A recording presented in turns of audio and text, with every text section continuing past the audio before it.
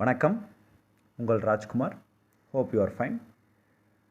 நேற்று Sri Venkateswara college, RMK, RMD அந்த மாதிரி காலேஜஸ்லாம் நம்ம OC maximum minimum, BC maximum minimum, அதாவது மேக்ஸிமமாக எவ்வளோ எடுத்திருக்காங்க, மினிமமாக எவ்வளோ எடுத்திருக்காங்கிறத போட்டிருப்போம். அண்ணா யூனிவர்சிட்டி வெப்சைட்டில் டிஎன்இஏ ப்ரீவியஸ் இயர் கட் ஆஃபில் உங்களுக்கு மினிமம் மட்டும்தான் இருக்கும். மினிமம்னா கடைசியாக யார் எடுத்தாங்கன்னு, மேக்ஸிமம் இருக்காது. நம்ம என்ன பண்ணியிருக்கோம்னா மேக்ஸிமம் எந்த கட் ஆஃப்லேருந்து எடுத்திருக்காங்கங்கிறதையும் போட்டிருக்கோம். அது எதுக்காகன்னா நீங்கள் அந்த காலேஜை சூஸ் பண்ணலாமா வேணாமா நீங்களே முடிவு பண்ணிக்கலாம், எந்த இடத்துலேருந்து அது மூவ் ஆகிருக்கு அப்படின்னு. இப்போ ராஜலக்ஷ்மி இன்ஜினியரிங் காலேஜ் நம்ம பார்க்க போகிறோம். ஓகேவா? வெரி வெரி இம்பார்ட்டண்ட், நல்ல ஒரு காலேஜ், சிறப்பான ஒரு கல்லூரி. இதில் பார்த்திங்கன்னா என்ன கிடைக்குதுங்கிறத மட்டும் நம்ம விட்டு பார்த்துக்கலாம். ஏஐடிஎஸ் ரொம்பவே கஷ்டம். ஆர்டிஃபிஷியல் இன்டெலிஜென்ஸ் அண்ட் மெஷின் லேர்னிங்கும் it is very difficult. Automobile engineering கிடைக்கிறதுக்கான வாய்ப்புகள் இருக்குது. 164 ஓசியில் ஆரம்பிச்சிருக்கு, 160.5 ஆரம்பிச்சிருக்கு. ஆட்டோமொபைல் குமரகுருலையும் இருக்குது. நீங்கள் குமரகுருவில் இன்னும் கொஞ்சம் அதிக கட் ஆஃபில் போகும். நீங்கள் சென்னை தான் உங்கள் ஆப்ஷன்னா ராஜலக்ஷ்மி நீங்கள் சூஸ் பண்ணிக்கலாம். 165, 170 எடுத்த கேண்டிடேட்ஸ் ஆட்டோமொபைல்னால் நீங்கள் சூஸ் பண்ணிக்கலாம். அதே மாதிரி பயோமெடிக்கல் இன்ஜினியரிங்கிறது வேறு ஒன்றும் இல்லை, இசிஇ இஎன்ஐ ட்ரிபிள்இ கலந்தது தான் பயோமெடிக்கல் இன்ஜினியரிங். ஸோ பயோமெடிக்கல் இன்ஜினியரிங்கில் நீங்கள் எடுக்கணும்னா நீங்கள் பார்த்து எடுத்துக்கலாம். ஒரு 155.5 இருந்தால் பிசியில் போன வருஷம் கிடச்சிருக்கு. இந்த வருஷம் அதே ரேஞ்சில் உங்களுக்கு முடிகிறதுக்கான வாய்ப்புகள் இருக்கும். ரைட். நெக்ஸ்ட்டு பார்த்திங்கன்னா பயோடெக்னாலஜி பார்த்திங்கன்னா ஓசி 189 ஆரம்பிச்சிருக்கு, பிசி 158 முடிஞ்சிருக்கு. ஸோ உங்களுக்கு ஒரு நல்ல ஆப்ஷன் தான், ஈஸியாக கிடச்சிரும். அதே மாதிரி கம்ப்யூட்டர் சயின்ஸ் பிஸ்னஸ் சிஸ்டம் கிடைக்கிறது கஷ்டம், கம்ப்யூட்டர் சயின்ஸ் அண்ட் டிசைன் கிடைக்கிறது கஷ்டம். Civil engineering there is a chance. 162க்கு ஓசியில் முடிஞ்சிருக்கு, பிசியில் 154.5க்கு முடிஞ்சிருக்கு. நெக்ஸ்ட்டு தட் இஸ் கெமிக்கலும் பிசிக்கு கிடைக்கிறதுக்கு வாய்ப்புகள் அதிகமாக இருக்குது. CS computer science is definitely not possible. இசியும் அதே மாதிரி முடிஞ்சிடும். ட்ரிபிள்இயும் there is a no chance. Okay, EEE there is a no chance, very very difficult for EEE also. And பார்த்தீங்கன்னா ஃபுட் டெக்னாலஜி கிடைக்கிறதுக்கான வாய்ப்புகள் இருக்குது. 187.5ல் ஆரம்பித்து 173.5ல் தான் முடிஞ்சிருக்கு. அதே மாதிரி பிசி 173ல் ஆரம்பித்து 167ல் முடிஞ்சிருக்கு. IT also not possible.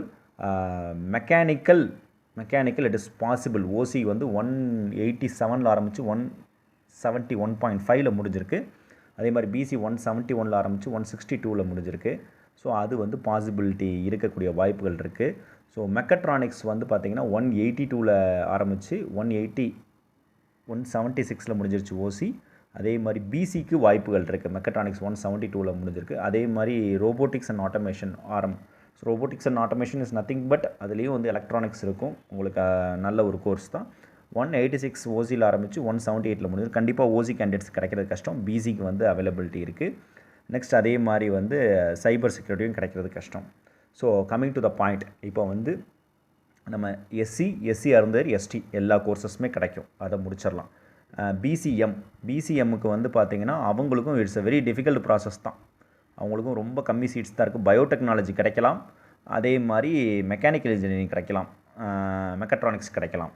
So அவ்வளோதானே தவிர பிசிஎம்க்கு மற்றதெல்லாம் அவைலபிலிட்டி ரொம்ப கஷ்டம்.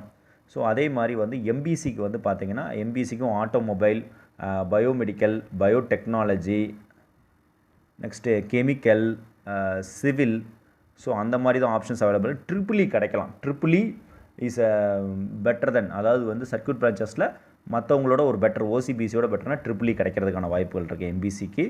நெக்ஸ்ட்டு மெக்கட்ரானிக்ஸ் கிடைக்கும். Mechatronics, EEE, robotics and automation. அதாவது ஓசி அண்ட் பிசிக்கு EEE, மெக்கட்ரானிக்ஸு இதெல்லாம் பாசிபிலிட்டிஸ் கிடையாது. ரோபோட்டிக்ஸ் அண்ட் ஆட்டோமேஷன் மட்டும்தான் பாசிபிள் இருக்குது.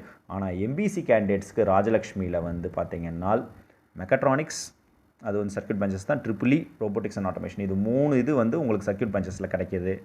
ஓசி அண்ட் பிசிக்கு சர்க்யூட் பிரான்ச்சஸில் என்ன கிடைக்கும் அப்படின்னால் ஒன்லி ரோபோட்டிக்ஸ் அண்ட் ஆட்டோமேஷன் மட்டும்தான் இருக்கும், மற்றது எதுவுமே இருக்காது. மற்றது எல்லாமே மெக்கானிக்கல், சிவில், கெமிக்கல், பயோமெடிக்கல் இந்த மாதிரி கோர்சஸ் தான் இருக்கும், வேறு எதுவும் இருக்காது. நீங்கள் பயோமெடிக்கல், மெக்கானிக்கல், அப்புறமா ரோபோட்டிக்ஸ் அண்ட் ஆட்டோமேஷன் இந்த மாதிரி எடுக்கிற மாதிரி இருந்தால் நீங்கள் கோர் பிரான்ச்சஸ் பயோடெக்னாலஜி இந்த மாதிரி எடுக்கிற மாதிரி இருந்தால் ராஜலட்சுமி இன்ஜினியரிங் காலேஜ் ஒரு ஆப்ஷனாக வச்சுக்கோங்க. ஏன்னா பயோடெக்னாலஜி நீங்கள் பேர் தெரியாத காலேஜில் போய் எடுக்கிறதுக்கு ராஜலட்சுமி இன்ஜினியரிங் காலேஜில் நீங்கள் சூஸ் பண்ணலாம்.